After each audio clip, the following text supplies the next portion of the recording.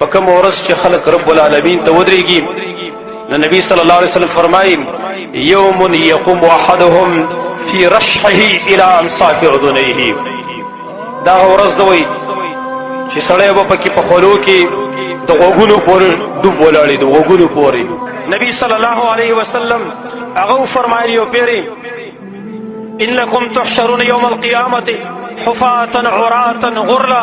تاسو به خلق جمع کیږي الله رب العالمین ته حفاة خپیاب لخپی به وي عراة بربند به وي غرلا ناسنت به وي. تاسو به خپل الله ته پیش کېدلی شئ. اول تن چې هغه ته کپړې اغوستلی کېږي هغه ابراهیم علیه الصلاة والسلام وي. عائشہ صدیقہ رضی اللہ عنہا عرض کہ یا رسول اللہ الرجال والنساء سڑی او خزر ټول به د قشان بربند ولاړي.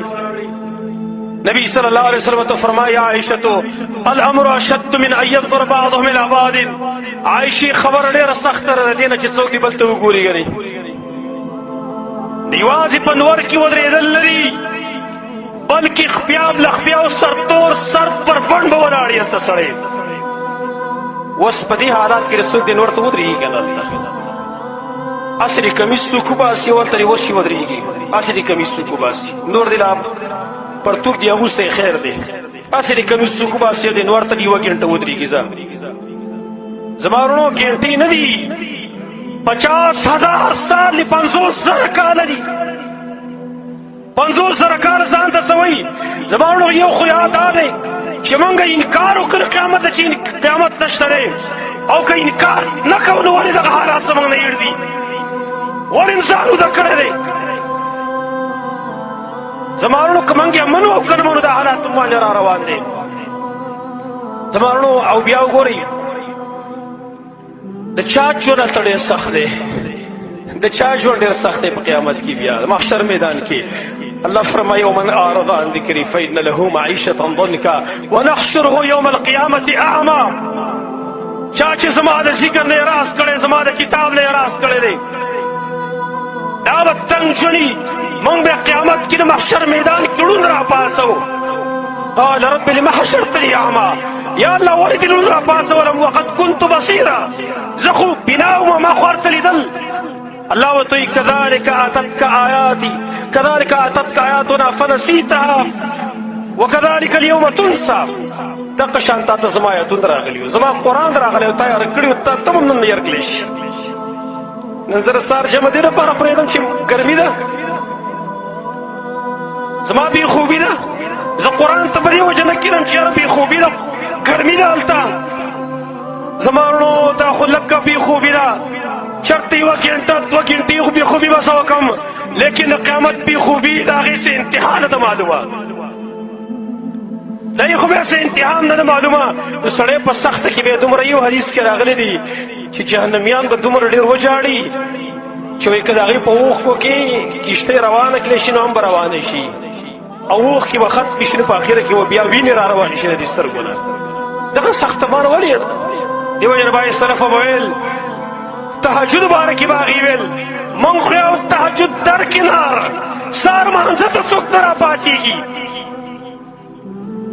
سهار مانځه کې چې وګورې په حساب یو څو کسان ولاړي ټوله شپه به میچ ته شوګیر کړي د کرکټ میچ ته به شپه شوګیر کړي سهار به زما د الله مسجد او د الله کور دا به خالي پروت دي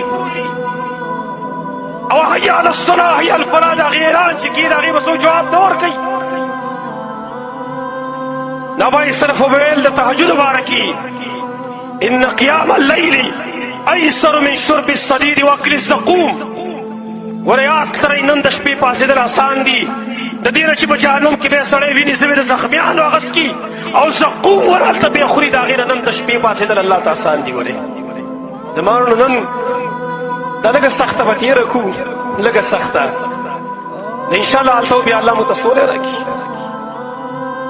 نو په خپله باندې اندازه ولګوئ زما وروڼو چې نن دا لږه شانته ګرمي ده موږ کمزوري خلک یو واقع د دعاګانې به وکړو د الله نه چې الله بارونه وکړي ومانې لیکن مقصود عبرت اخیستل دي چې موږ یې عبرت والو. نبی صلی الله علیه وسلم بیا فرمایلی دي یو حدیث کې راغلی امام احمد مسند کې نقل کړی دی نبی صلی اللہ علیہ وسلم شام طرف ته اشاره وکړه، شام طرف ته، هاونا تحشرون هاونا تحشرون هاونا تحشرون، دې طرف ته تاسو را جمع کېدلی شئ، ځکه شام زمکه دا محشر میدان دی. او څنګه را جمع کېږي؟ رکبانا ومشاتا وعلى وجوهکم، څوک به په سورلو باندې سواری، څوک به پیاده رواني محشر میدان ته، څوک به په دې مخ باندې رواني، په مخونو باندې به رواني. تأتون یوم القیامت علی افواهکم الفدام، تاسو به الله ته پیش کېدلی شي په ورځ د قیامت باندې ستاسو خولې به بندې وي، خولې به بندې وي د خلکو. اول ما یعرب عن احدکم فخذه، اول چې گویا کی په ورځ د قیامت باندې اول د محشر په میدان کې د رب په مخ کې د انسان په اندامونو کې چې اول گویا کېږي فخذه، د ورون به گویا کېږي، ورون د ورون به خبرې شروع کړي، لاول په ما ادا کړي په ما ادا کړي، بیا به ناباقي اندامونه الیوم نختم علی افواههم وتکلمنا ایدیهم وارجلهم، الله وایي نن به موږ د دې په خولو باندې مهر وهو، زموږ څه به د دې لاسونه د خپې خبرې کوي په هغه امرونو چې دوی کړي دي. زما ورونو نن د جون جولای د ګرمي موږ ته یاد ده، پکار ده چې په دې کې موږ د آخرت ګرمي ځان ته رایاد کړو. اوس د آخرت ګرمي اخو سخت هم ده او ډېر هم ده، د دې لپاره اسباب خو شته که نه چې د هغې نه سړی ځان بچ کړي. نو نبي صلی الله علیه وسلم په یو حدیث کې اوه قسمه خلک ذکر کړی دی چې دا به د عرش د سوري د لاندې ناست دي، او بعضې حدیث کې نور راغلی دي. نو په ورځ د قیامت د عرش د سوري د لاندې چې دا به یخ سوری د رب العالمین عرش دی، د دې د لاندې به خوش قسمته خلک ناست دي. دا به څوک دا خوش قسمته خلک په ورځ د قیامت باندې چې د عرش د سوري د لاندې ناست دي او د دغه ګرمۍ نه بچي، دا به څوک ان شاء الله تعالی. د دې بیان به آینده جمعه کې وکړو چې کوم خلک وایي چې په ورځ د قیامت به د عرش د سوري د لاندې ناست دي. الله رب العالمین دې موږ د قیامت د ګرمۍ نه محفوظ وساتي. الله دې موږ د خپل عرش د سوري د لاندې ځای راکړي. اقول قولي هذا واستغفر الله لي ولكم ولسائر المسلمين.